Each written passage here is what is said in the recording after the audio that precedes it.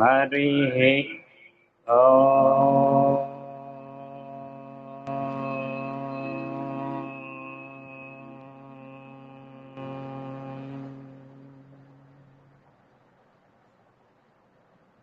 గురుర్బ్రహ్మా గురుర్విష్ణుః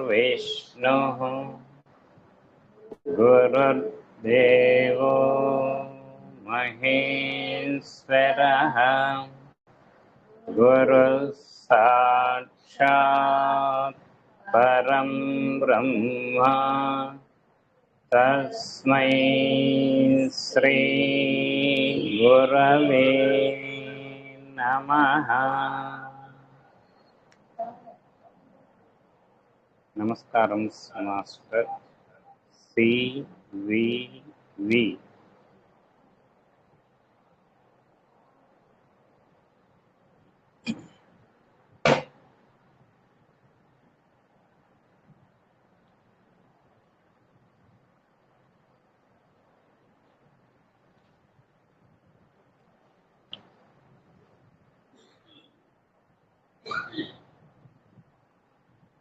the material organism.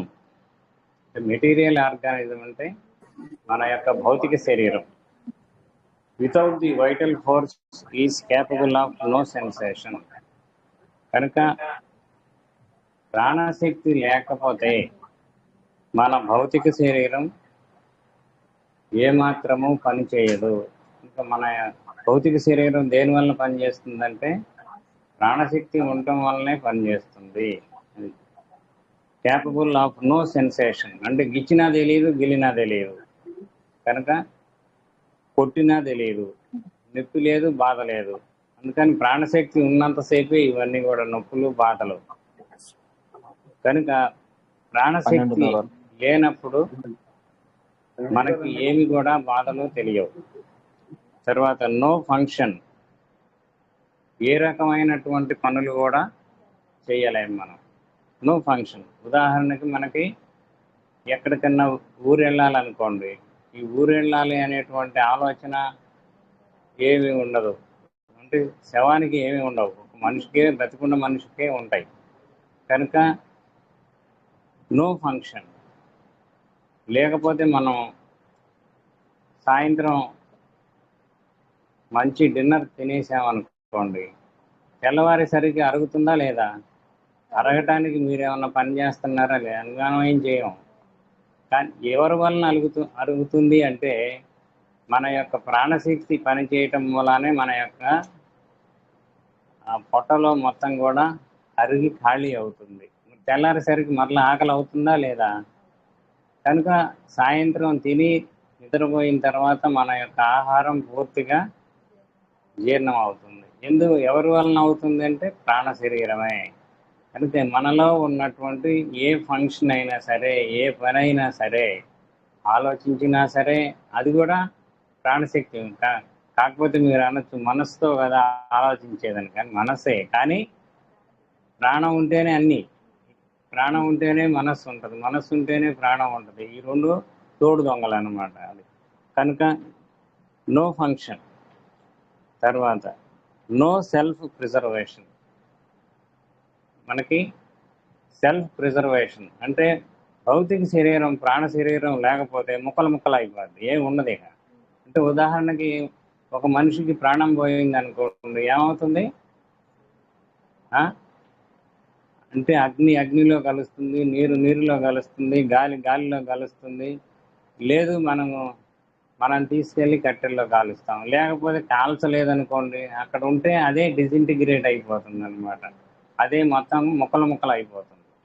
కనుక ప్రాణమే అన్నింటినీ పట్టి ఉంచుతుంది, అన్నింటినీ కూడా తయారు చేసేది కూడా ప్రాణమే. కనుక మన యొక్క ప్రాణమే మనల్ని తయారు చేస్తుంది, కాపాడుతుంది, అన్ని పనులు చేస్తుంది. కనుక ఈ ప్రాణం లేకపోతే ఏమీ లేదు. అది కనుక no self preservation. It derives all sensations. అని దానికి ఎక్కడి నుంచి వస్తాయి? అన్ని భౌతిక శరీరానికి అన్ని సెన్సేషన్స్.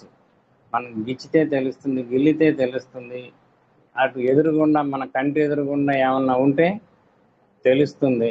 మన భార్య అనేటువంటిది తెలుస్తుంది, మన పిల్లలు అనేటువంటిది తెలుస్తుంది, లేదు వీళ్ళెవరో మనకు సంబంధం లేనటువంటి వాళ్ళు, అది కూడా తెలుస్తుంది. కనుక అన్నీ తెలిసే దేనివల్ల ఇట్ డిరైవ్స్ ఆల్ సెన్సేషన్. అన్నింటినీ అన్నింటిని కూడా ఎక్కడి నుంచి తెలియజేస్తుంది మనకి? ప్రాణ శరీరం వల్లనే అన్నీ వస్తాయి. అది కనుక it derives all sensations and performs all the functions. అన్ని రకాలైనటువంటి పనులు మీరు ఒక లిస్ట్ రాసుకోండి. 1,00,000 ఫంక్షన్స్ వస్తాయి. మీరు కూర్చోవాలంటే అదే ప్రాణం సహకరిస్తేనే కూర్చోగలుగుతాం. లేదంటే శవం కూర్చుంటుందా? కూర్చోదు. కనుక ఏదైనా సరే ప్రాణం సహకరిస్తేనే మనం కూర్చొనగలుగుతాం. అట్లాగే ఎన్ని పనులైనా సరే మీరు ఎవరితోటన్నా గొడవ పడ్డారనుకోండి, అప్పుడు కూడా వాళ్ళ ప్రాణమయ శరీరం, మన ప్రాణమయ శరీరం ముందర కొట్టుకుంటాయి, తర్వాత భౌతిక శరీరాలు కొట్టుకుంటాయి. కనుక మనకి అన్ని ఫంక్షన్స్, ప్రతి పని కూడా దేశంలో ఉన్నటువంటి 1,00,000 పనుల్లో ప్రతి పని కూడా ప్రాణమయ శరీరం వల్లనే జరుగుతుంది. ప్రాణమయ శరీరం అనేటువంటిది ఉండటం మూలానే జరుగుతుంది. కనుక మనకు ప్రాణమయ కోసం అనేటువంటిది చాలా ముఖ్యమైనటువంటి వ్యవహారం. అది లేకపోతే ఏదీ లేదు. కనుక all functions of solely by means of the immaterial being. అంటే ఇది ఇమ్మెటీరియల్ బీయింగ్. ఎట్లాంటిదంటే ఇమ్మెటీరియల్ అంటే భౌతికము కానటువంటి పదార్థము. మనకి గోపికలు వాటిల్లో చెబుతారు, అధర సుధామృతము అంటారు. అధర సుధామృతం అంటే ఇమ్మెటీరియల్ అని అర్థం. అధరం అంటే, ధర అంటే భూమి, అధరం అంటే భౌతికము కానటువంటిది, అలౌకికమైనటువంటి ప్రజ్ఞలో వాళ్ళు ఉన్నారు అని చెప్పటం కోసం అధర సుధామృతం అంటారు. అది మనకి తెలియక భూతపాదం కింద మాట్లాడుకుంటుంటాం మనం, అది కాదు. కనుక అధరం అంటే ఇమ్మెటీరియల్, అలౌకికమైనటువంటి ప్రజ్ఞ ఏదైతే ఉందో అది మనకి ప్రాణమయ శరీరం. కనుక ఈ పనులన్నీ కూడా దేనివల్ల నడుస్తున్నాయి అంటే ఇమ్మెటీరియల్ బీయింగ్, అంటే వైటల్ బాడీ, వైటల్ ఫోర్స్. దీన్ని ఏమంటారు? ప్రాణశక్తి, లేకపోతే ప్రాణమయ కోశము. దీనివల్లనే అన్ని కూడా నడుస్తున్నాయి. ఇది లేకపోతే ఏదీ లేదు. అది కనుక which animates the material organism. ఇదే మన యొక్క భౌతిక శరీరాన్ని చైతన్యవంతం చేస్తుంది, ఎల్లప్పుడూ కూడా చైతన్యవంతం చేస్తుంది. ఈ చైతన్యవంతం కూడా ఇన్ హెల్త్ అండ్ డిసీజ్, జబ్బులో కూడా వ్యాధిగా పనిచేస్తుంది, జబ్బు లేనప్పుడు ఆరోగ్యంగా పనిచేస్తుంది. రెండు ఆ ప్రాణశక్తి. అంటే ప్రాణశక్తికి రోగం వస్తే, జబ్బు చేస్తే ఆ వచ్చేటువంటి దానివల్ల ఏర్పడేటువంటి భౌతిక శరీరం కూడా తప్పులు తడకగా తయారవుతుంది. అలా కాకుండా ఆరోగ్యంగా ఉంటే మనకు అన్ని పనులు కూడా స్వతంత్రంగా ఉంటాం అన్నమాట. మనం ఏ పని కూడా ఇబ్బంది లేకుండా చేసుకోగలుగుతాం. ఇట్లాంటి చెయ్యి అలాగా వెళ్తుంది, లేకపోతే చెయ్యి సగానికి వెళ్తుంది, లేదంటే చెయ్యి పైకెత్తలేదు కొంతమంది. ఇట్లాగా మనకి ఈ ప్రాణశక్తి వ్యాధిగ్రస్తం అయినప్పుడు ఇట్లాంటి లక్షణాలన్నీ వస్తాయి. లేకపోతే నడుస్తాం అనుకోండి, ఫాస్ఫరస్ పేషెంట్స్ ఏం చేస్తారంటే కొంత దూరం నడిచి కూర్చుంటారు. అంటే 2 కిలోమీటర్లు నడవాలనుకోండి, వాడు 1/4 కిలోమీటర్కి ఒకసారి కూర్చుంటాడు. వాడు కూర్చొని మళ్ళా లేస్తాడు. అందుకని అలాంటి లక్షణాలు దేనికి వస్తాయి? ప్రాణమయ శక్తి, ప్రాణమయ శరీరం ఏదైతే ఉన్నదో అది వ్యాధిగ్రస్తం అయినప్పుడు ఇట్లాంటి లక్షణాలు వస్తాయి. అప్పుడు మనకు ఫాస్ఫరస్ వేసుకుంటే వాడు కంటిన్యూస్గా వాడు కూడా నడుస్తాడు. అది కనుక ఇది మనకి ఆరోగ్యంలోనూ అనారోగ్యంలోనూ రెండింటిలోనూ అదే ప్రాణశక్తి. నిన్న మనం చెప్పుకున్నాం, ఏ నీరైతే మనల్ని అన్ని కల్మషాల నుంచి క్షాళనం చేస్తుందో ఆ నీరే కాలు జారిపడినప్పుడు ప్రాణాలు తీస్తుంది. అప్పుడు నీరే, ఇప్పుడు నీరే. కనుక అప్పుడేమో మనం ఒడ్డును కూర్చొని ఒక బిందె నీళ్లు తీసుకుపోయి ఒక చేప ఒక చెంబు పోసుకొని స్నానం చేస్తే ఆరోగ్యంగా ఉంటాం.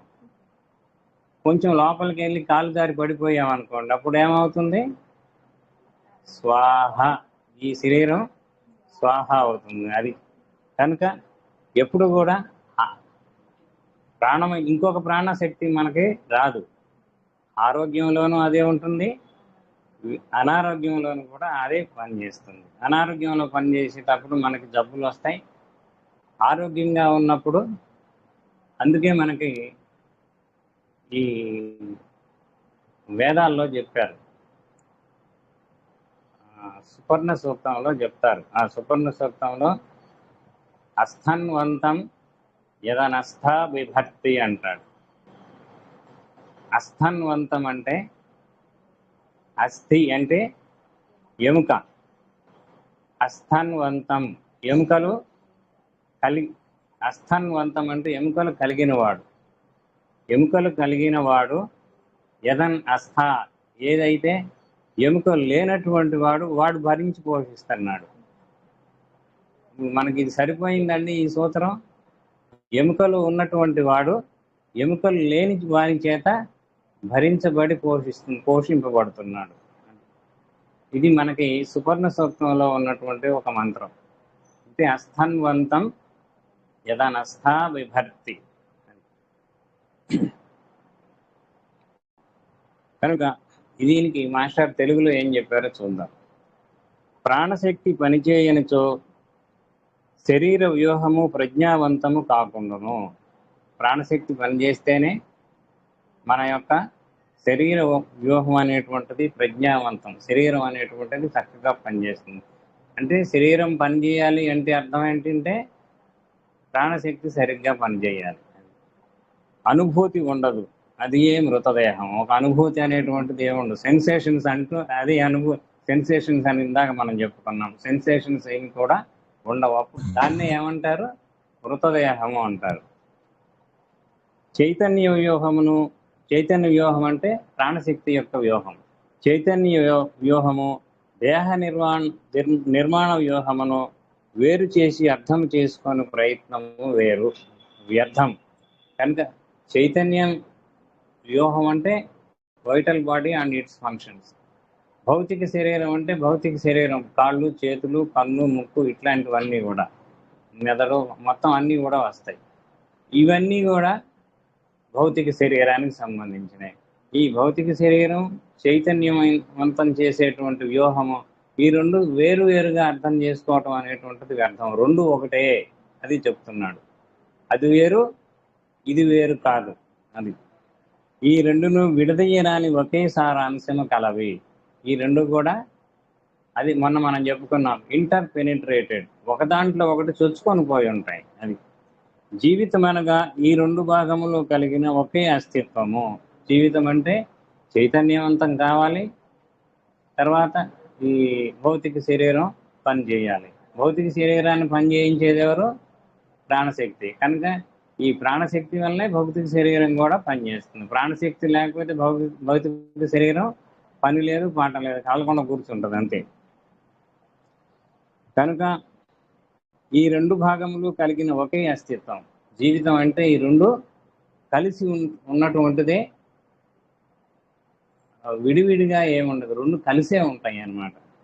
చైతన్యము ప్రాణము నుండి వ్యక్తమవుతున్నది. చైతన్యం ఎక్కడి నుంచి వ్యక్తం అవుతుంది? ప్రాణం నుంచి చైతన్యం వ్యక్తం అవుతుంది. ఆ చైతన్యం అంటే యానిమేట్స్ అంట, మనల్ని కదిలించేటువంటిది. ఇప్పుడు చెయ్యి ఉందనుకోండి, కదలాలి. కదలాలి అంటే ప్రాణం కావాలి. అది కనుక ఈ చైతన్యము ప్రాణము నుండి వ్యక్తమవుతున్నది. ప్రాణము తెలివి నుండి వ్యక్తమగటలేదు. మన తెలివితేటలతోటి ప్రాణానికి సంబంధం లేదు. అది దీనికి వివరణ ఇచ్చారు మాస్టారు. ఇది కొంచెం బోర్డు మీద ఎక్స్ప్లెయిన్ చేయాల్సింది.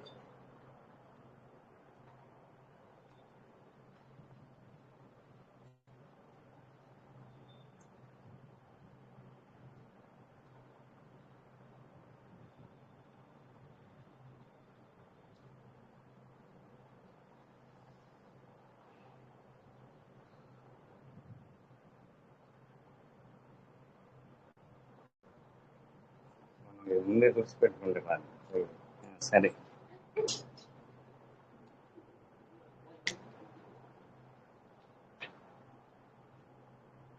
దేహమునందు చర్మము, ఎముకలు, మాంసము మున్నగు భాగములు ఉన్నవి. దేహమునందు మనకేముంటాయండి?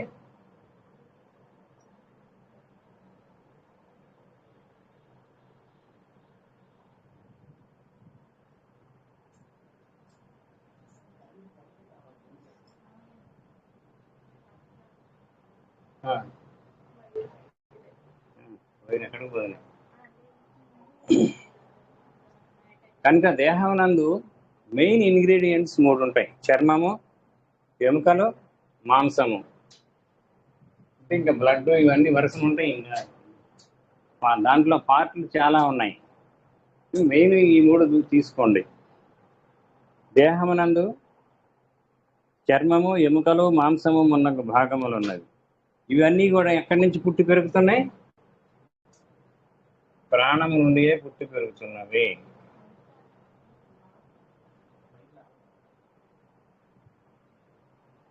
ఇవన్నీ కూడా కనిపించట్లేదా?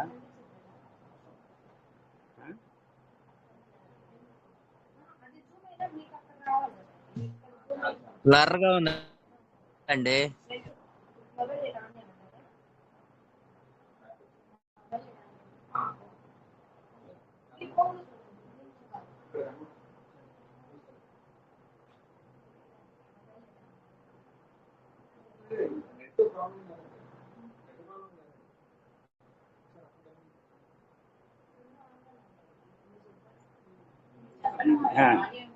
కనుక ఇవన్నీ కూడా ప్రాణము నుండి పుట్టి పెరుగుతున్నవే కానీ ప్రాణము కలిగి ఉన్న తిత్తులు కావు. అంటే ఈ చర్మము కానీ, ఎముకలు కానీ, మాంసం కానీ ఇవన్నీ కూడా ఎక్కడి నుంచి పుట్టి పెరుగుతున్నాయి? ప్రాణము నుంచే పుట్టి పెరుగుతున్నాయి. కనుక వీటికి ఈ ప్రాణం లేకపోతే అస్తిత్వం లేదు, నో ఎగ్జిస్టెన్స్. కనుక ఈ చర్మము, ఎముకలు, మాంసం అనేటువంటివి మన యొక్క ప్రాణము నుండే పుట్టి పెరుగుతున్నవి కానీ ప్రాణము కలిగిన తిత్తులు కావు. చర్మము కానీ, మాంసము కానీ జీవకణముల కలయిక. కనుక ఇక్కడి నుంచి మొదలవుతుంది.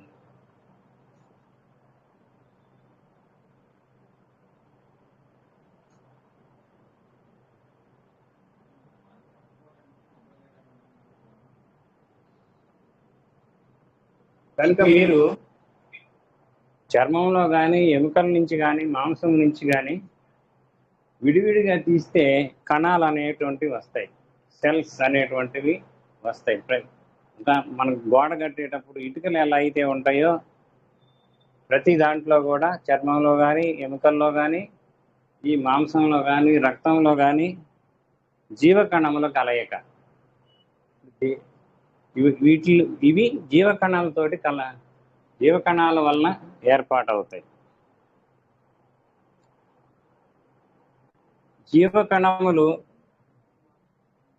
జీవకణాల్లో ఏముంటాయండి? అణువులు ఉంటాయి.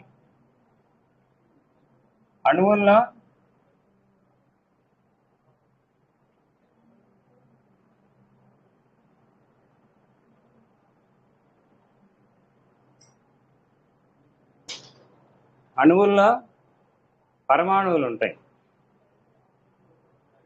ఈ పరమాణువులు శక్తి యొక్క తరంగములు అనేటువంటి సుడిగుండములు.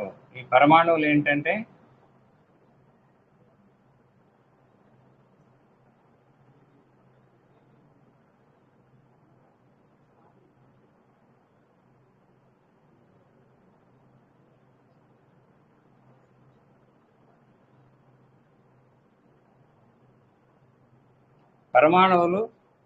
శక్తి యొక్క తరంగాలు అనేటువంటి సుడిగుండాలు.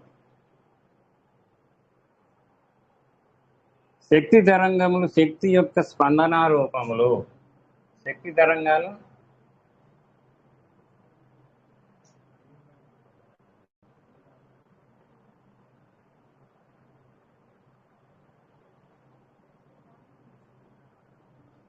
శక్తి యొక్క స్పందన రూపములు. ఈ శక్తియే ప్రాణము.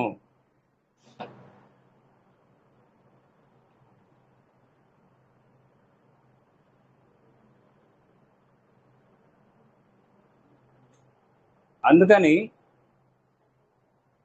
మన ప్రాణము శక్తిగా వ్యక్తమై అవి పరమాణువులుగా కట్టుకొని, అది అణువులుగా కట్టుకొని, అది జీవకణములుగా తయారై ఈ రకంగా మనకి, అంటే మనం కింద నుంచి పైకి వెళ్ళాం, ఈ రకంగా మనకి చర్మము, ఎముకలు, మాంసము, రక్తము, మేధస్సు అన్నీ మొత్తం తయారవుతున్నాయి. తర్వాత ఆసక్తియే మనస్సుగా, ఇంద్రియ ప్రవృత్తులుగా, చైతన్యముగా మేల్కొని వికాసం అందుతున్నది.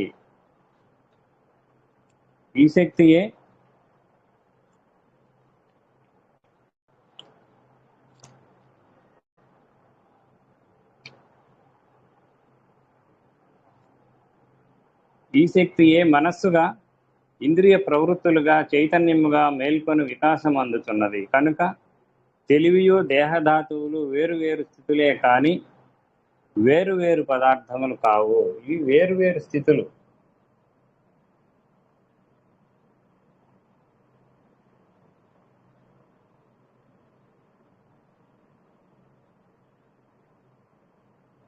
కానీ వేరు పదార్థములు కావు.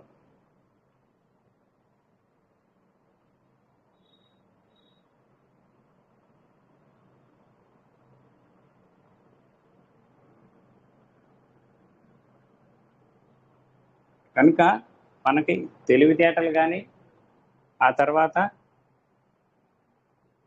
ఈ అణువులు, పరమాణువులు అన్నీ కూడా మొత్తం కూడా ఒకే ప్రాణం నుంచి ఏర్పడ్డాయి. ప్రాణమే మళ్ళా అటువైపు నుంచి అటువైపు వెళ్ళేసి మనస్సుగా తయారవుతుంది. అది ప్రాణము దేహముగా ఏర్పడి ఆ దేహమందు తెలివిగా మేల్కొనుటయే జీవించుట. ఆ తెలివి అంతర్లీనమై నిద్రించుటయే దేహమునకు మృత్యువు. కనుక తెలివి దేహము పరిశీలనకు సదుపాయమున కొరకు రెండుగా గమనింపబడుతున్నవే కానీ రెండు కావు. ఆరోగ్య స్థితిలో అవి ప్రాణస్వరూపములై తనయందు ఒకటిగా పనిచేయును. ఆరోగ్యము చెదరినప్పుడు విడివిడిగా పనిచేయటం వలన వికారములు చూపును. కనుక ఇది ఈ సూత్రానికి వివరణ.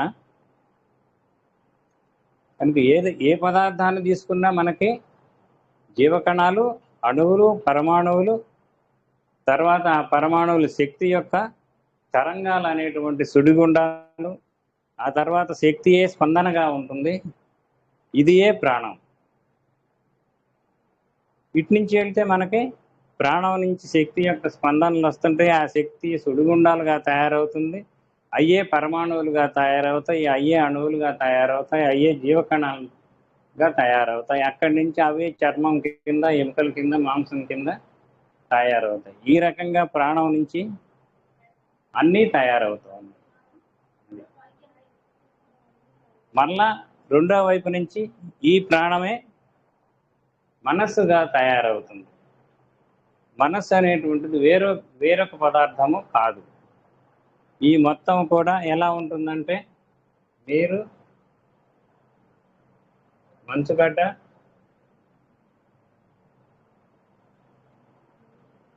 నీటి ఆవిరి.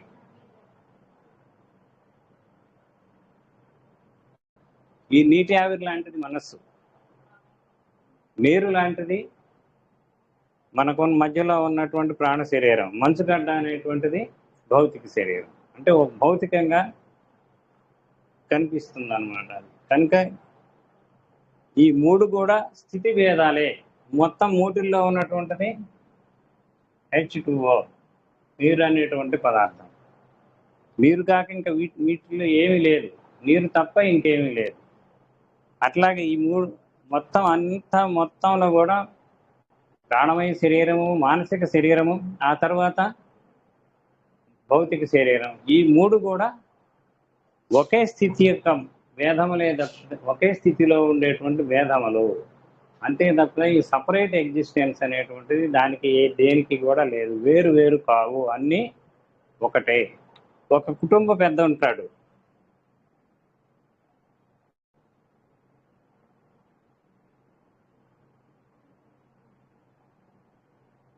ఆ కుటుంబ పెద్దకి ఇద్దరు కొడుకులు, ఇద్దరు కూతుర్లు ఉంటారు. ఆ తర్వాత ఇద్దరు మనవాళ్ళు ఉంటారు, లేదంటే నలుగురు మనవాళ్ళు ఉంటారు. ఈ అంతా కలిసి ఎవరి నుంచి వచ్చారు? ఆ కుటుంబ పెద్ద నుంచి వచ్చారు. ఇంకా అంతకంటే ఇంకేం లేదు. మనకు తెలిసినటువంటి ఎగ్జాంపుల్. కనుక అలాగే ఈ ప్రాణం నుంచి మొత్తం తయారవుతున్నాయి. ప్రాణమయ కోసమే భౌతిక శరీరంగా రూపుగట్టుకుంటుంది. అదే మరలా ఇంకొక వైపుకి వెళ్ళేసి అదే ఆ ప్రాణమయ శరీరమే మనస్సుగా మేల్కొని ఆ భౌతిక శరీరానికి కాపలాగా రక్షణగా ఉంటుంది. ఇది ఈ సూత్రానికి సంబంధించినటువంటి వివరణ. టైం అయిందా దీనికి?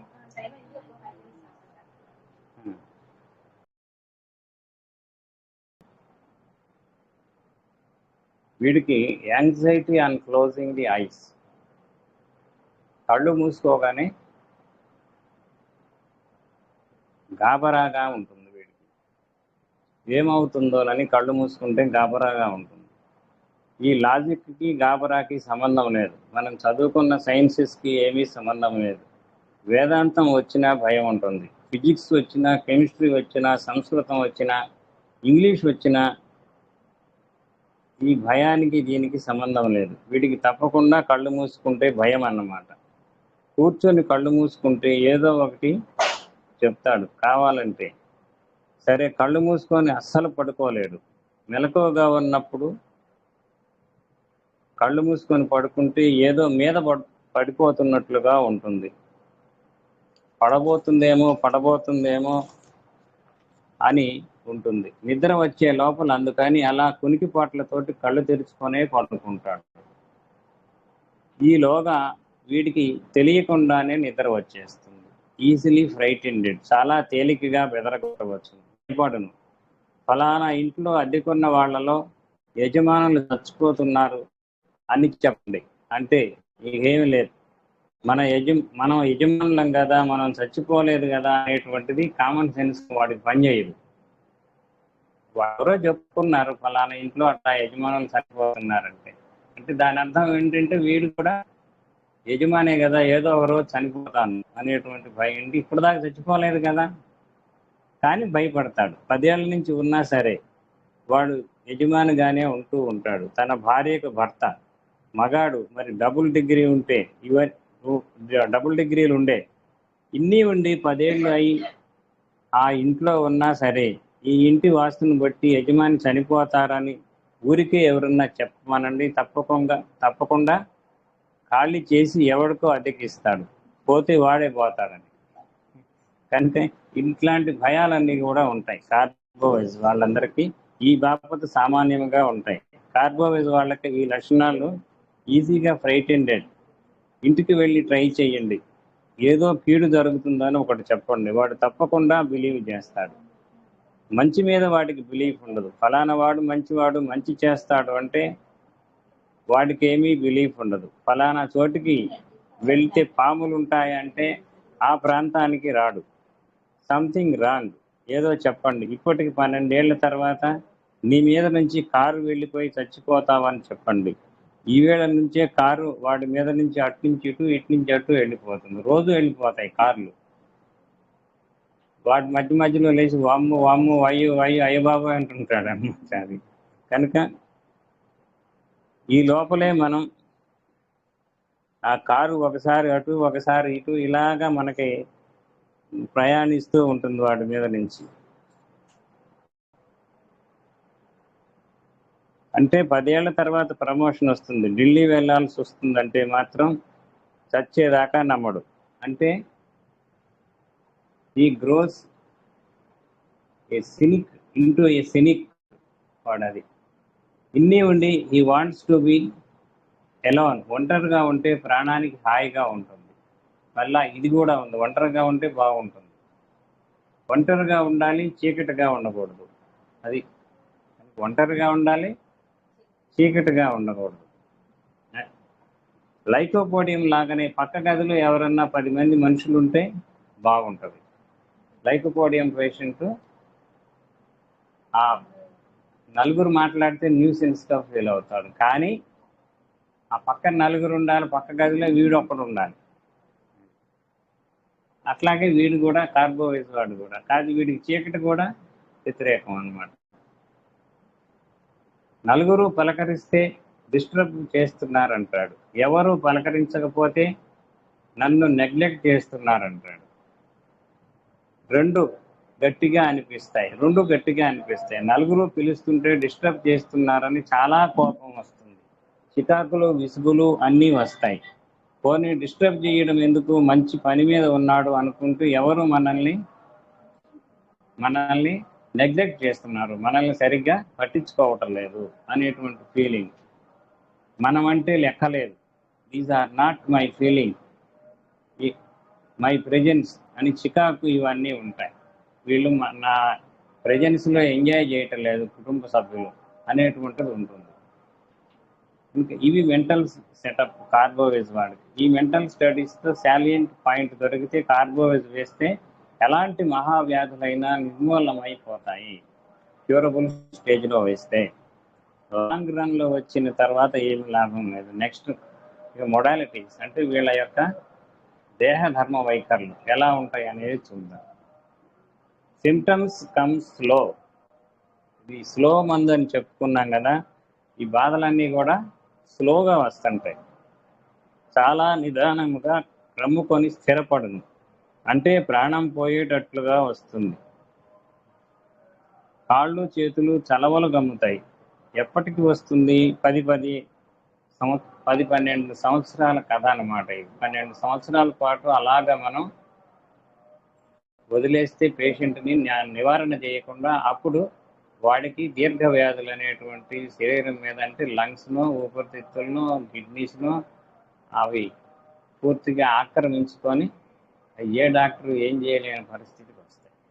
అదే 12 సంవత్సరాల ముందైతే, 12-15 సంవత్సరాల ముందైతే ఈ మానసిక లక్షణాలు శుభ్రంగా ఉన్నప్పుడు మందు కనుక వేస్తే అన్నీ పోతాయి. ఇక అసలు వాడికి తర్వాత వచ్చేటువంటి కిడ్నీ జబ్బులు ఇట్లాంటి జబ్బులు ఏమి కూడా రావు.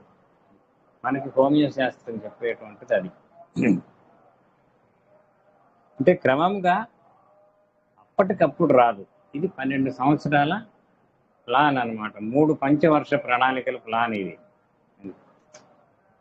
కనుక వీడు వాయుభక్షణం అంటే ఆక్సిజన్ తగ్గి, అంటే ఆక్సిజన్ పీలుస్తాడు మనలాగానే. ఆ పీల్చినటువంటి ఆక్సిజన్ ఏమవుతుందంటే ఆ గ్యాసియస్ ఎక్స్చేంజ్ అనేది జరుగుతుంది ఊపిరితిత్తుల్లో. ఎక్స్చేంజ్ జరగకుండా మళ్ళీ ఆక్సిజనే బయటకు వస్తుంది. అందుకని వీడికి ఈ సిరలు అట్లాంటి వీన్స్ అనేటువంటివన్నీ కూడా దెబ్బతింటాయి. అంటే వీన్స్లో బ్లాక్ బ్లడ్ అట్లాంటివన్నీ కూడా వస్తుంటాయి. వీడికి చిన్న పుండు పడితే చిన్నగా చుక్కలు చుక్కలుగా కారుతూ ఉంటుంది. ఇగ్నోర్ చేస్తూ ఉంటాడు, క్రమముగా నీరసిస్తూ ఉంటాడు, లెక్క చేయడు. ఇలా వచ్చి 10-12 ఏళ్ల కథ అయిన తర్వాత అప్పుడు చెమటలు పోస్తుంటాయి. తర్వాత వచ్చే స్టేజ్ ఏంటి? చెమటలు పోస్తూ ఉంటాయి. గుండె అంతా ఆగిపోతున్నట్లుగా ఉంటుంది, అంటే గుండె జబ్బులు వస్తాయి. ఫ్యాన్ లేకపోతే ప్రాణం పోతున్నట్లుగా ఉంటుంది. వీడి ముఖ్య లక్షణం అది, వాంట్స్ టు బి ఫ్యాన్డ్.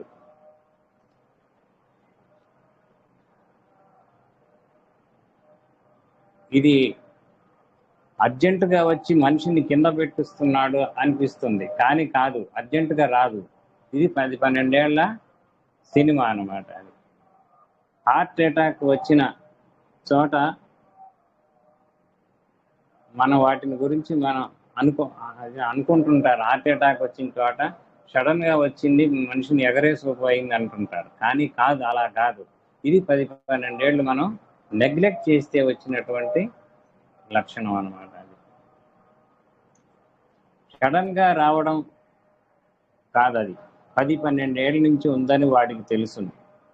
ఏ జబ్బు అయినా సరే, అంటే నేచర్ ప్రొటెక్ట్ చేయడానికి ట్రై చేస్తూ ఉంటే వాటిని పోను ఇంకా అపచారాలు చేసి ఫౌల్ గేమ్ ప్లే చేసి చేయగా వచ్చేదాన్ని హార్ట్ అటాక్ అంటారు.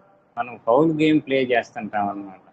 సరిగ్గా ఆట ఆడం, తప్పుడు ఆట ఆడుతుంటాం. అప్పుడు మనకి ఫౌల్ గేమ్ అనేటువంటిది ఉండి మనకి జబ్బులు అనేటువంటివి హార్ట్ని ఆక్రమిస్తాయి.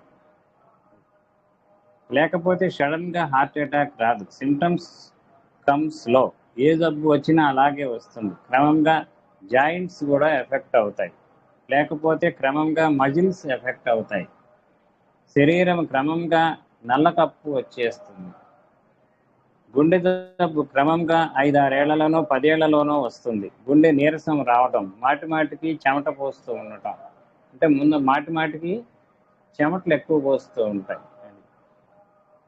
ఒళ్ళు మంటలు, ఏదొచ్చినా మెల్లగా వస్తుంది, ఏదొచ్చినా స్లోగా వస్తుంది. అక్యూట్ డిసీజెస్లో కూడా స్లోగానే వస్తాయి. టైఫాయిడ్ వచ్చిన మెల్లగా, కొద్ది రోజులకి అక్యూట్ డిసీజెస్లో కూడా టైఫాయిడ్ వచ్చిన బ్రయోనియా లాగానే ఉంటుంది. బ్రయోనియా కూడా ఇట్లాంటి స్లో మందే, మెల్లగా ఉంటుంది అన్నమాట.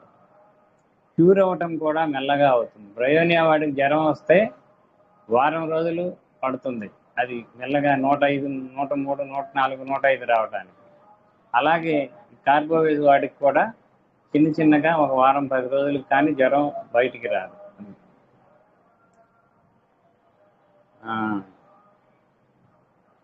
ఇంకొకటి హ్యాండ్ఫుల్ అండ్ పఫీ. చేతులు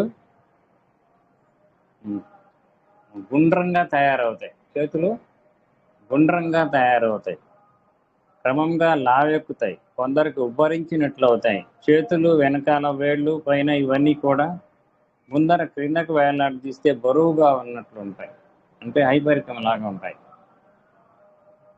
కొంతసేపు అట్లా కూర్చుంటే ఉబ్బరించినట్లుండి మళ్ళా ఇలా పెడితే అంటే పైకి పెడితే కాళ్ళు కొంచెం తగ్గినట్టుగా ఉంటుంది. తర్వాత క్రమంగా ఉబ్బరించడం మొదలు పెడతాయి. హ్యాండ్స్ పఫీగా తయారవుతాయి. లిమ్స్ డల్గా, కాళ్ళు చేతులు క్రమంగా వాటి ఉపయోగం తగ్గిపోతుంది. 25 ఏళ్లలో లిమ్స్ డల్ అయిపోయి మోకాళ్ళు 10 ఏళ్ల కిందట వంగుతున్నట్లు ఇప్పుడు వినపట్లేదు. వినిపించట్లేదు. సార్ చూడండి, వినిపిస్తుంది సార్. వినిపిస్తుందండి. వినిపిస్తుంది సార్. ఇప్పుడు వినిపిస్తుంది, ఇందాక లేదు. సరే, మోకాళ్ళు 10 ఏళ్ల కిందట వంగుతున్నట్లు ఇప్పుడు వంగవు. చీలమండల దగ్గర మూమెంట్ తక్కువగా ఉంటుంది. ఈ తొడల దగ్గర అక్కడ ఇక్కడ బంధాల దగ్గర అన్నీ కూడా డల్ అయిపోతాయి. కాళ్ళు తిమిరి మొద్దుబారటం, పని చెయ్యకపోవటం, చేతులు మొద్దుబారటం, ఇలాంటివన్నీ కూడా మొద్దుబారేటువంటి లక్షణాలు ఎక్కువగా, తిమ్మిర్లు ఎక్కువగా ఉంటాయి. కాళ్ళు చేతులు క్రమంగా పనికి రాకుండా పోవడం అనే ఒక విధమైన మందగొడితనం, మొద్దుతనం వస్తుంది. కాళ్ళు చేతులకి blood stops flowing in to the limbs. కనుక కాళ్ళు చేతుల్లోకి రక్తం సరిగ్గా ప్రసరించదు.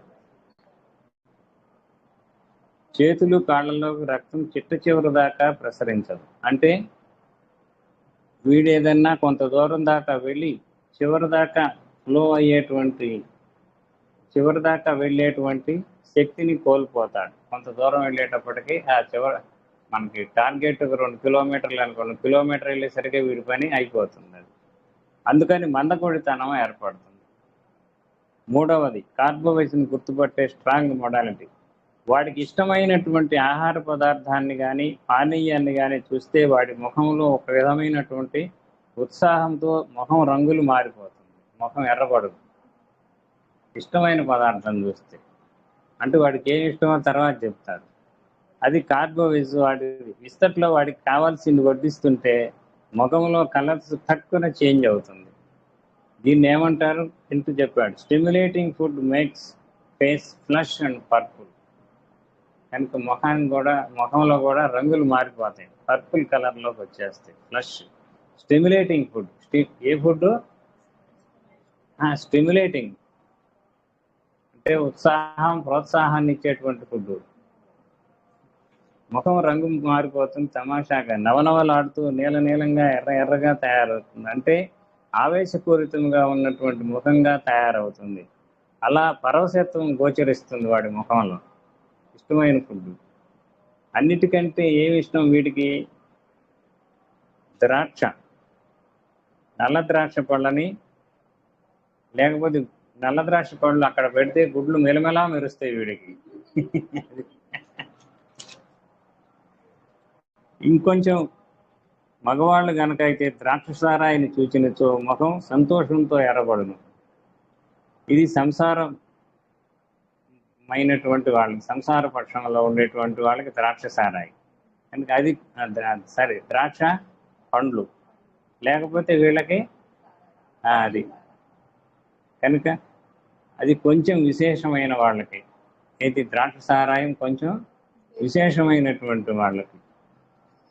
They can choose between the two. ఆహార పదార్థాలు ఏది వడ్డించినా వాడికి ఇష్టమైంది ఇష్టమైంది అయితే ముఖం రంగు మారుతుంది, మార్పులు కనిపెట్టవచ్చు. వీడికి ఇది ఇష్టం కదా అని మనకి తెలిసిపోతుంది. సంతోషించడం అనేటువంటిది ఉండదు వాడి జీవితంలో. సంతోషించడం అనేటువంటిది ఉండదు. ముఖంలో రంగులు మారటమే కానీ ఎక్కువ భాగం. తర్వాత ఇంకొక మోడాలిటీ, బర్నింగ్ విత్ హీట్. లోపల ఒంట్లో మండుతూ ఉంటుంది, వేడి ఉంటుంది. ఇవి రెండు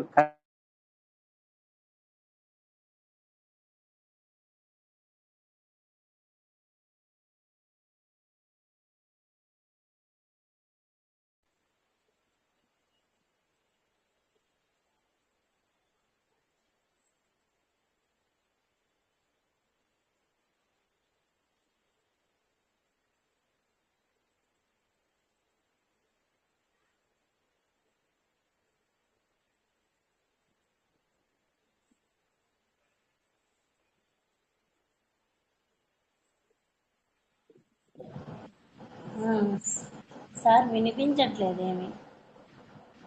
ఇప్పుడు వచ్చిందా మా వాయిస్? నీ మాట అనిపించింది దానికి లేదు మరి.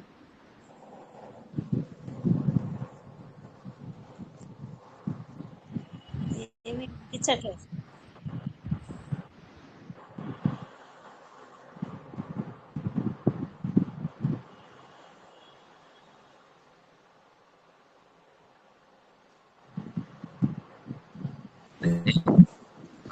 మనం వీడియో షేర్ చేసేవేంటి నువ్వు చేసేప్పుడు? మాకు అది వీడియో షాట్ అది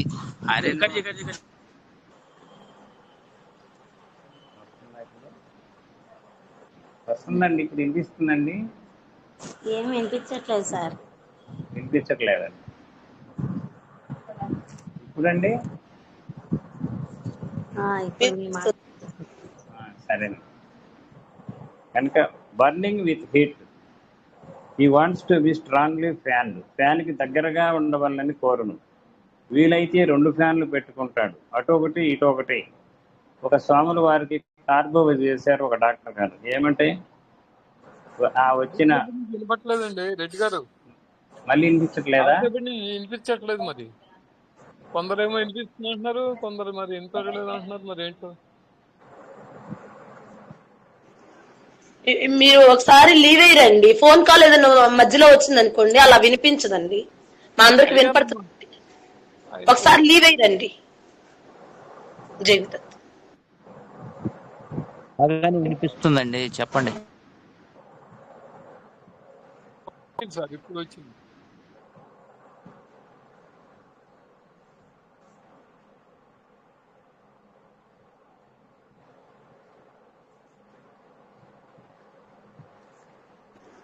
మీది వినపడట్లేదండి డాక్టర్ గారండి. మీ వాయిస్ వినపడట్లేదు. ఇప్పుడు మళ్ళీ ఆగిపోయింది.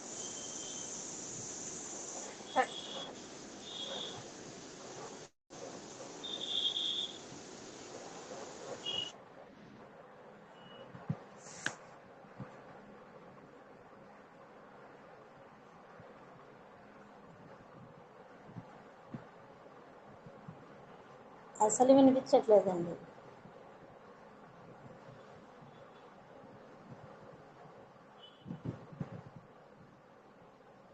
స్వామీజీకి కార్బో వెజ్ వేశారు అన్నంత వరకే వినిపించిందండి. తర్వాత వినిపించట్లేదు మాస్టర్.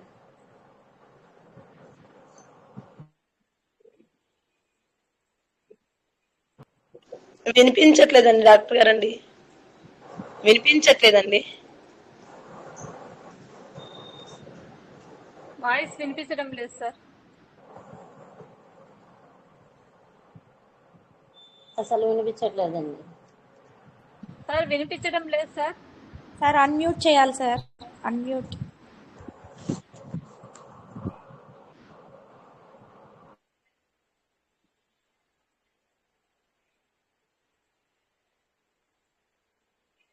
సార్ వినిపించడం లేదు సార్. రికార్డింగ్ కూడా పోద్దేమోనమ్మా మరి. ఇప్పుడు వినిపిస్తుందండి? వినిపిస్తుందండి. సరేనండి. కనుక ఒక స్వాముల వారికి కార్బోవేజ్ వేశారు డాక్టర్ గారు. ఏమంటే ఆ వచ్చిన మఠంలో ఉండేటువంటి స్వాముల వారు ఎలా ఉన్నారంటే, ఇటు నుంచి ఒక ఫ్యాను, అటు నుంచి ఒక ఫ్యాను, పైనుంచి ఒక ఫ్యాను, 3 ఫ్యాన్లు పెట్టించుకున్నారు. ఇస్తుండగా 3 ఫ్యాన్లు వేసేటప్పటికి ఇండియన్ ఎలక్ట్రిక్ కరెంట్ ఏమవుతుందో మీకు తెలుసు కదా, ఆగిపోయింది. కరెంట్ ఆగిపోయింది. 3 ఫ్యాన్లు పెట్టుకునే ఉంటే మటు కరెంట్ ఉండాలి కదా. అది ఇంకా టైం పట్టింది అక్కడ ఆయనకి. దాంతో ఆయన సంగతి గ్రహించి యువతలకు వచ్చిన తర్వాత ఆయన డాక్టర్ గారిని, నాకేవో కొన్ని బాధలు ఉన్నాయండి అని ఆయనకున్న బాధలు చెప్పుకున్నాడు. సంస్కృతంలో చెప్పాడు. ఎందుకంటే అసలు ఈ సంస్కృతంలో మరి మిగిలిన వాళ్ళకి అర్థం కాకూడదు కదా. అందుకని శాస్త్రాల్లో జైలుడు పైలుడు జైమిని అని ఉంటారు కదా, మనకి మహర్షులు 2 ఉంటారు. నాకు ఫైల్స్ అనే కంప్లైంట్కి ఆ ఫైల్స్ అనే పేరు పెట్టారు అనమాట, పైలుడు జైమిని. కనుక ఆ లెక్చర్ చెప్పినంతసేపు డాక్టర్ గారు అబ్జర్వ్ చేశారు. ఆ డ్రగ్ నోట్ చేసుకొని ఉన్నాడు ఆయన. ఊరికే ఈ బాధలను చెప్తుంటే వింటూ ఉన్నాడు. ఈ చెవిలో నుంచి ఆ చెవిలోకి వదిలేశాడు. కార్బోవేజ్ వేశాడు చివరికి. తర్వాత ఏమో నువ్వు ఇచ్చిన మందు బ్రహ్మాండంగా పనిచేసింది అన్నాడు ఆ ఫైల్స్ ఉన్నటువంటి మఠాధిపతి. ఇంకా వేడి తగ్గింది, చెమట తగ్గింది, ఫ్యాన్స్ అన్ని అక్కర్లేదు, 3 అక్కర్లేదు, మనుషులకు ఉన్నట్టు 1, 2 ఉంటే చాలు. ఏం వేశాడు డాక్టర్ గారంటే, అడగక్కర్లేదు, మీరు ఏదన్నా ఊహిస్తే కార్బోవేజ్ అనేది తెలుస్తుంది. కనుక ఆయనకు ఉన్నటువంటి ఆ మఠాధిపతికి ఉన్నటువంటి కంప్లైంట్స్ మొత్తం కూడా టోటల్గా పోయినాయి. నిస్సందేహంగా కార్బోవేజ్. అది అడగకపోతే నీ తప్పు, అది వేసి ఉండకపోతే నా తప్పు అన్నాడు. అంత క్లియర్గా తెలియజేస్తుంది ఈ లక్షణం. ఫైల్స్ తగ్గిపోయాయి కనుక హీ వాంట్స్ టు బి ఫ్యాన్డ్. ఒక ఆయన ఫైల్స్ బాధపడలేక కోప్పడకండి. కాళ్ళు 2 పడక కుర్చీలో పెట్టుకొని అడుగున పడక కుర్చీ కింద నుంచి ఫ్యాన్ పెట్టుకున్నాడు. అంటే కార్బోవేజ్ తప్ప ఇంకొకటి కాదు అని అర్థం. ఏమిటయ్యా అక్కడ ఫ్యాన్ పెట్టుకున్నావు అని అడిగితే, అలా నిద్ర పట్టేసి, అలా ఉంటేనే నిద్ర పడుతుంది, లేకపోతే నిద్ర పట్టదు అన్నాడు ఆయన. ఇది టిపికల్ కార్బోవేజ్. కనుక వాంట్స్ ఐసీ కోల్డ్ థింగ్స్. ఇంకొక లక్షణం ఏంటంటే ఐసీ కోల్డ్ థింగ్స్. మంచుగడ్డతో కలిసిన చల్లని వస్తువులు కావాలి, లేదా మంచు ఇలా ఒంటి మీద పెట్టండి అంటాడు చేతుల్లో. కాబట్టి నెక్స్ట్ ఏమిటి ఉంటుంది? కొలాప్స్. అంటే నాడి లాగేస్తుంది, ఒళ్ళు చల్లబడిపోయింది అనే కేసుల్లో ఇది కావాల్సింది. ఈ సిమ్టమ్ సరిపోతున్నది కదా. ఆ లక్షణాల నుండి చనిపోబోతూ ఉంటే ఈ డ్రగ్ వేయండి. కనుక కొలాప్స్, కోల్డ్ బ్రెత్, శ్వాస చల్లగా ఉండటం, వేళ్ళు అడ్డం పెట్టి చూస్తే మనకి ఆ శ్వాస ఆడుతుందో లేదో కూడా తెలియదు, అంత స్లో అనమాట వీడిది. ఒక్కొక్కళ్ళకి వేలి దాకా కూడా రాదు శ్వాస, ముక్కు దగ్గర పెట్టి చూస్తాం, అంటే ఇంకా ఉన్నాడో లేదా అని చూడటానికి. నెక్స్ట్ కోల్డ్ స్వెట్, తలలో నుంచి చెమట, కోల్డ్ హెడ్, చల్లని ముఖము. ఆ కొలాప్స్ అవుతున్నాడు కూడా. Wants to be fanned. కనుక ఎప్పుడు కూడా వాడికి ఏదన్నా లక్షణం ఉండనివ్వండి, వాంట్స్ టు బి ఫ్యాన్డ్ అనేటువంటిది ముఖ్య లక్షణం. వాడు అంతే గాలి గాలి గాలి గాలి అంటాడు. Next modality easily bleeding. త్వరగా రక్తం వస్తుంది, కానీ బ్లీడింగ్ చాలా స్కాల్టీ వస్తుంది, కానీ చుక్కలు చుక్కలుగా కొద్ది కొద్దిగా వస్తుంది. అది కొంచెం ఎక్కడ పడితే అక్కడ తేలిగ్గా రక్తం వస్తుంది. ఒక బొట్టు వచ్చి అక్కడ ఎండిపోయి పేరు కట్టేస్తుంది. Easily bleeding. Oozing of blood from inflamed surfaces. అంటే ఒరిసినటువంటి భాగాలకు ఎక్కడైతే ఉందో మనకి ఆ శరీర భాగాలతో రక్తం అనేటువంటిది వస్తుంది, చిన్న పేడులాగా కడుతుంది. అది మానదు, తగ్గదు, మానదు, అలాగే ఉండిపోతుంది అనమాట. రక్తం ఊజింగ్ అంటే ఏమిటి? బొట్లు బొట్లుగా నెత్తురు చిమ్ముతుంది. ఎక్కువ కేసుల్లో along the line of veins. ఒక్కొక్కసారి ఆ బయట ఉండేటువంటి రక్తనాళాలు ఏవైతే ఉన్నాయో, అంటే చెడు రక్తాన్ని గుండెకి తీసుకెళ్లేటువంటి రక్తనాళాలు, వాటిని వెయిన్స్ అంటారు, ఆ సిరలు అంటారు. ఆ సిరల్లో ఆ చిన్న చిన్న గడ్డల్లాగా కడతాయి అన్నమాట బారుకి. ఒక్కొక్కసారి ఆ వెయిన్ ఎంత పొడుగు ఉంటే అంత పొడుగును కూడా ఉంటుంది. రక్తనాళం మీద చిన్న చిన్న దురద పుడుతుంది, గోగితే అక్కడ నుంచి నొత్తూరు చెమ్మ వస్తుంది. అలాంటి line of the vein. Little heart, చిన్నగా చిన్న చిన్న గడ్డలు అనమాట, ఎక్కువ పెద్దవి ఉండవు, చిన్న చిన్నవి గట్టిగా కాయల్లాగా ఉంటాయి. తర్వాత ఎక్కువగా ప్రోబబిలిటీ శుభ్రమైన బ్లడ్ ఎక్కువ కేసుల్లో రాదు, అవకాశం ఉన్నంత వరకు మంచి రక్తం రాదు. బ్లాకిష్ బ్లూయిష్ బ్లీడింగ్, వీడి యొక్క రక్తం కూడా ఎప్పుడు కూడా బ్లాకిష్ అండ్ బ్లూయిష్. ఆ వచ్చే రక్తం నల్లనల్లగా కానీ నీలంగా కానీ ఉంటుంది. మనిషి కప్పు వేస్తుంది, నల్ల కప్పు వేస్తాడు మనిషి. రక్తం ఎలా ఉంటుంది? వీడి మనిషి రంగే నల్లని వాడు, పద్మనయనముల వాడు, కృపారసంబుపై జల్లెడు మోమువాడు ఒకడు అని ఉంటుంది. అలా ఉంటుంది అనమాట. అక్కడ నుంచి వచ్చే రక్తం కూడా మంచి రక్తంగా కనిపించదు. మంచి రక్తంగా కనిపించే కేసులు అవి బెల్లడోనా, ఫాస్ఫరస్, పెర్రమిట్ ఇట్లాంటి మందుల్లో ఉంటాయి. మంచి రక్తం అవి మంచి శుభ్రమైనటువంటి ఎర్రటి రక్తం వస్తుంది. ఇపికాకు ఇట్లాంటి మందులన్నీ కూడా రక్తం అంతా కూడా రెడ్ కలర్లో ఉంటుంది. తర్వాత హేమామిల్లిస్, అది కూడా నల్ల రక్తమే.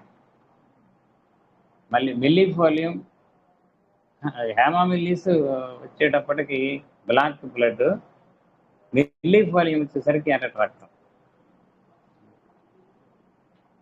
కనుక గట్టిగా ఉన్నటువంటి రక్తం వచ్చే కేసుల్లో కార్బోవేజ్, సెపియా, వీళ్ళిద్దరు తోడు దొంగలు. కార్బోవేజ్, సెపియా నిన్న చెప్పుకున్నాం. ఇంకా ఆస్మా మొదలైనటువంటి కేసుల్లో లేదా బ్రాంకైటిస్, న్యూమోనియా. ఆస్మా అంటే ఆయాసం మీకు అందరికి తెలుసు. బ్రాంకైటిస్ అంటే ఇక్కడ ఉన్నటువంటి గాలి గొట్టాల్లో వచ్చేటువంటి వ్యవహారం. న్యూమోనియా అంటే ఊపిరితిత్తుల్లో వచ్చేటువంటి జబ్బులు. ఈ కేసుల్లో కొన్ని క్రానిక్ ఆస్మా కేసుల్లో ఊపిరితిత్తుల్లో హెమరేజీ రక్తం వస్తుంది, ఊపిరితిత్తుల్లో రక్తస్రావం అవుతుంది, వాడు ఉమ్మితే రక్తం వస్తుంది అన్నమాట. ఈ కేసుల్లో కార్బోవేజ్ కేసుల్లో వామిటింగ్ బ్లడ్, అంటే రక్తము కక్కును, రక్తాన్ని కక్కుతాడు అన్నమాట. అంటే మనకి హోమియోపతిలో అంత సీరియస్ కేసుల్లో కూడా మందులు ఉంటాయి, కంగారు కూడా అక్కర్లేదు. బతికితే చాలా మంది బతుకుతారు. ఇందులో రక్తం అని తెలుస్తూనే ఉంటుంది, కానీ మామూలు రక్తం లాగా ఉండదు. ఎక్కడికక్కడ దీని లక్షణం ఏంటంటే నల్లగా నీలంగా ఉంటుంది. దీనిలోని లేడీస్కి స్పెషల్ పారాగ్రాఫ్, దాన్ని కూడా నోట్ చేసుకోండి. వీళ్ళకి బ్లడ్ ఊజింగ్, బయట ఉన్నప్పుడు రక్తం కొద్ది కొద్దిగా చిమ్ముతూ ఉంటుంది. అంటే బ్లీడింగ్ అనేటువంటి చాలా తక్కువగా వస్తుంది అనమాట. దాంతోపాటు మెన్సెస్ ప్రొలాంగ్డ్, ఋతుకాలం 5 రోజులు, 6 రోజులు, 10 రోజులు, 15 రోజులు అలా వస్తుంది అనమాట ఋతువు అనేటువంటిది. అలా కొద్దిగా కనిపిస్తూనే ఉంటుంది. ఇది నక్స్వామిక కూడా ఉంది, కానీ మిగతా లక్షణాలు సరిపోవు. నక్స్వామిక వాడు కోపిస్టోడు, వీడేమో చాలా అత్యంత ప్రశాంతమైనటువంటి వాడు. ప్రశాంతం కూడా అత్యంత ప్రశాంతమైనటువంటి వాడు. పొటెన్షియల్ 2 జనరల్గా అయితే 200 సరిపోతుంది. అలాగా అత్సంగ మానసిక లక్షణాలు ఉంటే అప్పుడు 50 m, 10 m కానీ 50 m. నక్స్వామిక లక్షణాలు వేరు, దీని లక్షణాలు వేరు. ఇలాగే లేడీస్కి ఇంకొక డెలివరీ అయిన తర్వాత ఈ లక్షణాలు ఉన్నాయని కార్బోవేజ్ కావాలి. కొంతమందికి డెలివరీస్ తర్వాత ఈ ప్రాబ్లం వస్తుంది. ఏంటంటే ఆఫ్టర్ కన్ఫైన్మెంట్, ప్రసవించిన తర్వాత ఇదే లక్షణములు ఉండవు, కార్బోవేజ్. ఇలాగే ఆడవాళ్ళకైనా మగవాళ్ళకైనా సరే ఆఫ్టర్ సర్జరీ, శస్త్రచికిత్స జరిగిన తర్వాత, అంటే ప్రభుత్వ ఆసుపత్రిలో శస్త్రచికిత్స చేసుకున్నారనుకోండి, ఈ ప్రభుత్వ ఆసుపత్రిలో పనిచేస్తున్న డాక్టర్లందరూ పెట్టినటువంటి క్లినిక్స్ను చూయించుకోకపోతే వాళ్ళకి కోపం వస్తుంది. అందుకని వాళ్ళు ఏం చేస్తారంటే వాళ్ళు ఫలానా అడ్రస్కి రమ్మని ఆ, మనకి అడ్రస్ ఇస్తారు. అక్కడికి వెళ్తే వాళ్ళు డబ్బులు ఇస్తే బాగానే చేస్తారు, లేకపోతే గోతాం కుట్టినట్టు కుడతారు. అంటే కుట్లు సరిగా వేయరు అనమాట, కచ్చిబుట్టి. కనుక ఆపరేషన్ చేయించుకుంటే పరుపు కుట్టినట్టు కుట్లు వేసి టాటా వేసినట్లు తీశారనుకోండి, దానిలో నుంచి రక్తం అలా బొట్లుగా పడుతూ ఉంటుంది, ఎన్నాళ్ళున్నా మానదు. కార్బోవేజ్ పేషెంట్కి రిపేర్ స్లోగా ఉంటుంది. మొదటే చెప్పుకున్నాం, కార్బోవేజ్కి రిపేరు స్లోగా ఉంటుంది. ఎంతసేపు ఉన్నా పుండు మానదు, పెద్దది అవ్వదు, అలాగే ఉంటుంది అది. అట్లాంటప్పుడు వాడికి ఒళ్ళంతా మంట పుట్టేస్తుంది, తాపము, గాలి ఆడదు, ఫ్యాన్ వేయండి, ఇవన్నీ లక్షణాలు ఉంటాయి. మళ్ళీ కార్బోవేజ్ లక్షణాలు ఉంటాయి. కార్బోవేజ్ వేస్తే అది రెక్టిఫై అవుతుంది, ఇది రెక్టిఫై అవుతుంది. అంటే కార్బోవేజ్ వేస్తే ఈ తాపము ఇవన్నీ పోతాయి, మరలా ఈ గాయం ఏదైతే ఉందో అది కూడా క్లియర్ అయిపోతుంది. అంటే ఆపరేషన్ చేసినటువంటి గాయం నీట్గా క్లీన్ అయిపోతుంది. కనుక పోస్ట్ ఆపరేటెడ్ కేసెస్లో గుర్తించుకోవాల్సిన మందుల్లో ఫాస్ఫరస్ ఒకటి, కార్బోవేజ్ ఒకటి, స్టాప్సేగ్రియా ఒకటి, ఆర్నికా ఒకటి, రోస్టాక్స్ ఒకటి, ఆర్సెనికాల్ ఒకటి, హైపర్కం. ఇట్లా ఈ గ్రూప్ సపరేట్గా గుర్తుపెట్టుకోవాలి. ఈ మందులన్నీ కూడా మనకి పోస్ట్ ఆపరేటివ్ కేసెస్లో పనిచేస్తాయి. ఇంకా ఆపరేషన్ తర్వాత ట్రీట్మెంట్ చేయాల్సిన వచ్చిన కేసుల్లో సతమతం అయిపోయినట్లయితే అలా బ్లడ్ ఊజ్ అవుతూ ఉంటుంది. 5-6 రోజులు అలా బ్లడ్ డ్రాప్ పక్కలో పడుతూ ఉంటుంది, చూసుకోరు అనమాట. అసలే కార్బోవేజ్ పేషెంట్స్, వాడికి అసలే స్లో పేషెంట్, చూసుకోరు. 5-6 రోజుల తర్వాత బెడ్ అంతా తడిసిపోయి అప్పుడు చూసుకుంటారు. అంటే వాడికి ఇంత రక్తం పోయిన తర్వాత కట్టుకట్టారంటే మళ్ళీ ఇంత రక్తం పోయారుగా, వాళ్ళు డాక్టర్లు పోయారు కదా. అది ప్రభుత్వ ఆసుపత్రిలో ఉంటే ఎక్కడి నుంచి తీసుకొచ్చి పోస్తారు, చాలా చికాకు అవుతుంది. అట్లాంటప్పుడు కార్బోవేజ్ వేసి తర్వాత ట్రీట్మెంట్ మొదలు పెట్టాలి. అట్లాంటప్పుడు చుక్కమ్మటి చుక్క కార్బోవేజ్కి ఒక్కసారి మనకి పంపులో కొట్టినట్టు కొట్టదు. నా దగ్గరికి ఒకసారి ఒక కేసు వచ్చింది, ఈ ఇప్పికాక్ ఇచ్చాను నేను. ఆ కేసులో ఏమైందంటే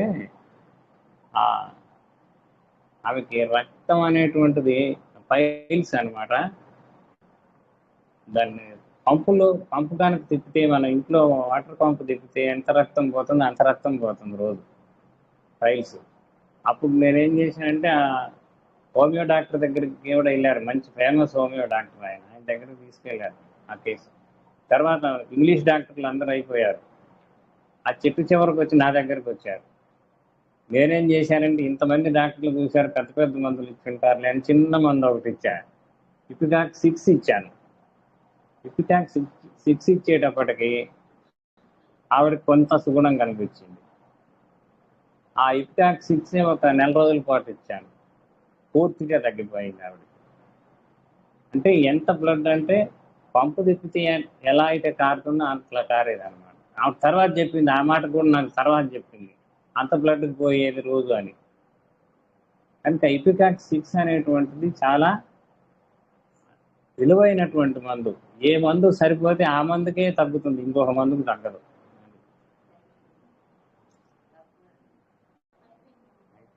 సరే, ఒక 5 నిమిషాలు మనం, ఎందుకంటే మన వల్ల లేట్ అయింది కదా, ఒక 5 నిమిషాలు తర్వాత అలా డెబిలిటేట్ అయిపోతారు, అలాగా నీరసించిపోతారు అనమాట, రక్తం పోతుంది. ఆపరేషన్ తర్వాత కేసులు ఇలాంటి వ్యవహారాలన్నీ కూడా జరుగుతూ ఉంటాయి. అట్లాంటప్పుడు మనం కార్బోవేజ్ 200 కనుక వేస్తే ఆ రక్తం అనేటువంటిది తగ్గుతుంది, వాళ్ళలో తాపం అనేటువంటిది తగ్గుతుంది, ఆ వేడి తగ్గుతుంది, ఆ తర్వాత ఫ్యాన్ పెట్టమంటం కూడా తగ్గుతుంది.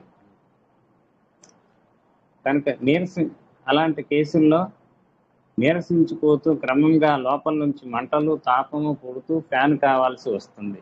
ఒంటికి చలవలు కమ్మినట్లుగా, ముట్టుకుంటే చల్లగా ఉన్నట్లయితే మాత్రం కార్బోవేజ్, అంటే objectively cold and subjectively heat ఉండాలి పేషెంట్కి. ఇలా ఇంకొక కేసుల్లో టైఫాయిడ్ 2వ వారంలో 3వ వారంలో wrongly treated typhoid, intestinal haemorrhage వస్తాయి. ఒక్కొక్కసారి ఈ టైఫాయిడ్ పేషెంట్స్కి మీరు గుర్తుపెట్టుకోండి, ఎప్పుడైనా సరే పొట్ట మీద చేయి పెట్టకూడదు. పొర్రపాటును కూడా జ్వరం ఎట్లుందని పొట్ట మీద చేయి పెట్టకూడదు. ఎందుకంటే పేగులు పచ్చిగా ఉంటాయి టైఫాయిడ్లో. ఆ పేగులు పచ్చిగా ఉన్నప్పుడు ఏ టైఫాయిడ్ కేసును కూడా పొట్ట మీద చేయి వేయకూడదు. చేయి వేస్తే మళ్ళీ బ్లీడింగ్ అవుతుంది, ఇంటర్నల్ బ్లీడింగ్ అవుతుంది. పేగులల్లా కూడా పగిలిపోయి రక్తం వస్తుంది. అంత సున్నితంగా ఉంటాయి అప్పుడు.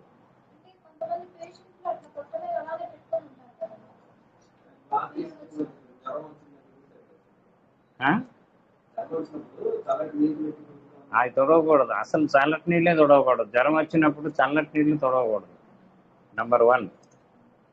కనుక పేగుల్లో ప్రొలిఫరేషన్స్ అంటే చిల్లులు పడి రక్తస్రావం వస్తుంది. ఏం జరుగుతుంది అంటే పేగుల్లో ఏమవుతుందంటే ప్రొలిఫరేషన్స్ అంటే బెజ్జాలు పడిపోతాయి. పేగులకు బెజ్జాలు పడిపోయి, అంటే పేగులు బాగా సున్నితంగా పచ్చిగా ఉంటాయి. చాలా జాగ్రత్తగా ఉండాలి టైఫాయిడ్ కేసుల్లో, ఏ టైఫాయిడ్ అయినా అంతే. టైఫాయిడ్లో టెంపరేచర్ ఎలా వస్తుందంటే మొదటి రోజు 99.6 వస్తుంది, రెండో రోజు 100.6 వస్తుంది, మూడో రోజు 101.6 వస్తుంది, నాలుగో రోజు 102.6 వస్తుంది.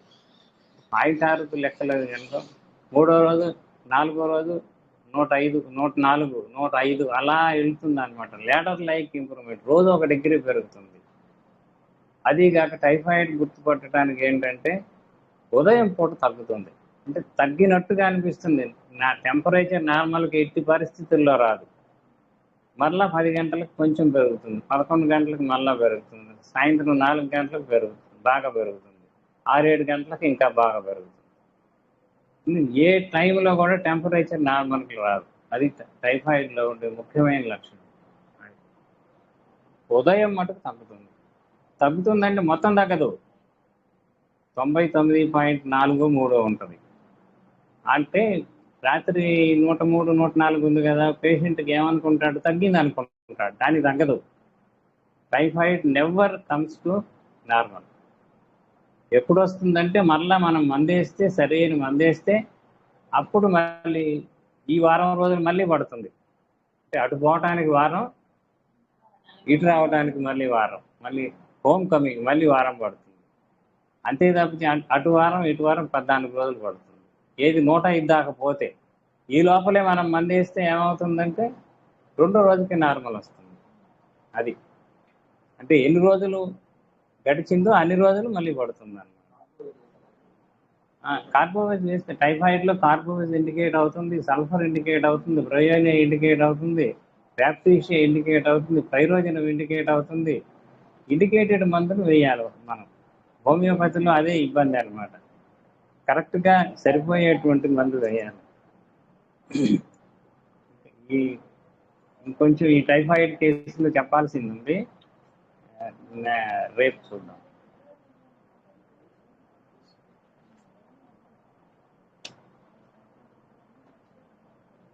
ఇంకేమన్నా డౌట్లు అండి?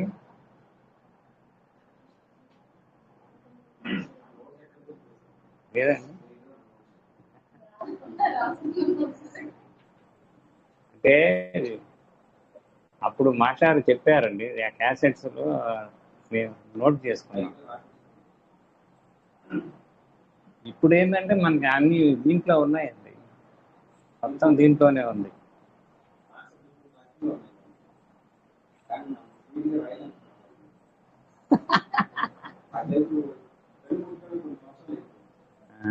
అది సంగతి. డౌట్స్ ఏం లేవు, ఆఫీస్ అయింది. డాక్టర్ గారు డోసేజ్ స్టెప్ బై స్టెప్ తక్కువ నుంచి ఎక్కువకి ఒకసారి చెప్పండి, ఎంత ఎంతో. అంటే డోసేజ్ మనకి మానసికమైన ఇబ్బందులు పెట్టేటువంటి పేషెంట్స్ ఉన్నారనుకోండి, వాళ్ళకి డైరెక్ట్ 10 m కానీ 50 m కానీ అయ్యొచ్చు. ఇంకా గ్రాడ్యువల్గా కింద నుంచి పైకి వెళ్ళే పని లేదు. అదే ఇప్పుడు టైఫాయిడ్ ఫీవర్ ఉందనుకోండి, 200తో మొదలు పెట్టుకోవచ్చు. 200తో మొదలు పెట్టుకొని 4 రోజులు, అదే 2 రోజులు తగ్గింది అనుకోండి, బెటర్గా ఉండాలనుకోండి, వెయిట్ చేయండి, మందు వేయకూడదు మళ్ళీ. ఒకసారి ఒక మందు వేసిన తర్వాత మళ్ళీ మందు వేయకూడదు. బెటర్గా ఉంటే మందు వేయకూడదు. మనకి సరిగ్గా పేషెంట్ రెస్పాన్స్ ఇవ్వకపోతే మందు మార్చుకోవాలి. ఎన్ని రోజులు ఆగి మార్చాలండి? ఎన్ని రోజుల దాకా వెయిట్ చేయాలి? ఎన్ని రోజులా పాడండి, 2వ రోజే మార్చుకోవచ్చు.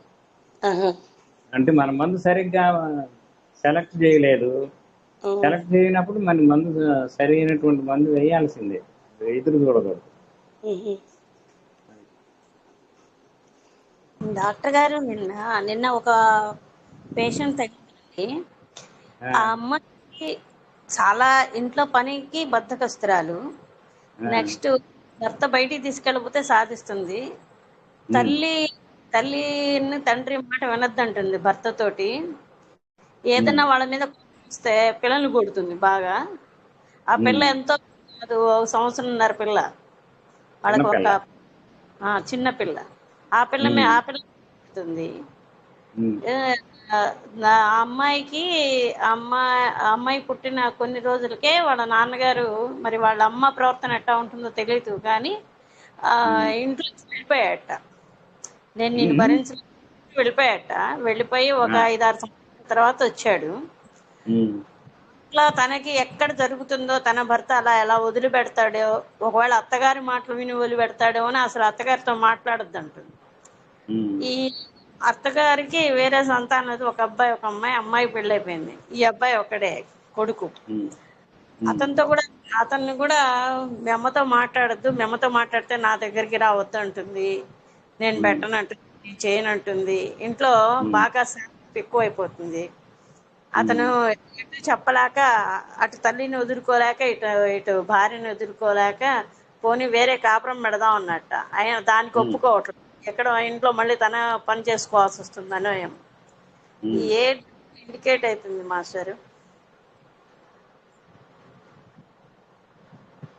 అంటే ఇంకా వినాలండి, డీటెయిల్స్ చెప్తే కానీ మనం మందు చెప్పలేము. తగ్గుతుంది, ఇబ్బంది ఏం లేదు. ఇప్పుడు ఈ స్టేజ్లో తగ్గటం అనేది షూర్ అన్నమాట, అందులో అనుమానం లేదు. ఇది షూర్. ఈ స్టేజ్లోనే మనం మందులు వేసుకోవాలి. సెపియా ఏమన్నా ఇండికేట్ అవుతుందా మాస్టర్? సెపియా అంటే ఇప్పుడు ఆ వస్తువులు ఎవరు అంటుకోవడానికి వీల్లేదు, ఎవరు పలకరించడానికి వీల్లేదు, ఎవరు ముట్టుకోవడానికి వీల్లేదు. తన దువ్విన తనదే, తన బొట్టు పెట్టే తనదే, తన గదిలోకి ఎవరు రావడానికి వీల్లేదు. ఇలా ఉంటాయి సెపియా లక్షణాలు. ఎప్పుడు భర్తను సాధిస్తూ ఉంటది. ఎక్కడికైనా తీసుకెళ్ళిపోతే సాధిస్తుంది, తీసుకెళ్తా అంటే వస్తుంది, వచ్చినా కూడా గులుస్తూ ఉంటుంది మళ్ళీ. ఉన్నాయి మందులు ఉన్నాయి కొంచెం. మీరు ఎక్కడ ఉంటారు? వాళ్ళు విజయవాడలో ఉంటారండి. వాళ్ళ హస్బెండ్ వస్తే మనకి వివరాలన్నీ చెప్తారండి మొత్తం. అతనే చెప్పాడు నిన్న వచ్చినప్పుడు. కొంత చెప్పారనుకోండి, ఎదురుకుండా కూర్చుంటే ఇంకా కొన్ని చెప్తారు. అప్పుడు నేను సరైన మందు ఇవ్వగలను. అలాగే, ఓకే అండి, థ్యాంక్ యూ. సరే.